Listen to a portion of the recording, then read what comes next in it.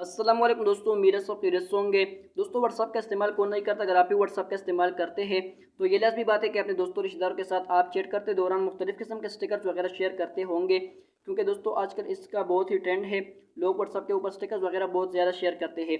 तो इस वीडियो में मैं आपके साथ एक ऐसे ऐप को शेयर करूँगा जिसमें आपको हज़ारों स्टिकर मिल जाएंगे। मैं आपको दिखा देता हूँ।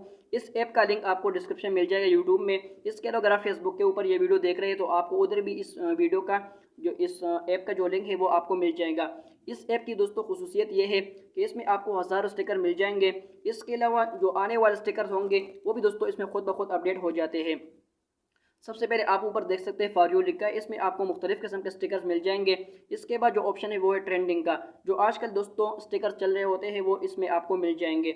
इसके अलावा जैसे आपको स्टेटस, बहुत सारे दोस्तों आपको ऑप्शन मिल जाएंगे। इसके अलावा आप नीचे प्लस का ऑप्शन मिल जाएगा। जब आप उसके ऊपर क्लिक करेंगे इधर से आप खुद का स्टिकर या फिर एनिमेटेड जो छोटी सी वीडियो होती है वो आप क्रिएट कर सकते हैं।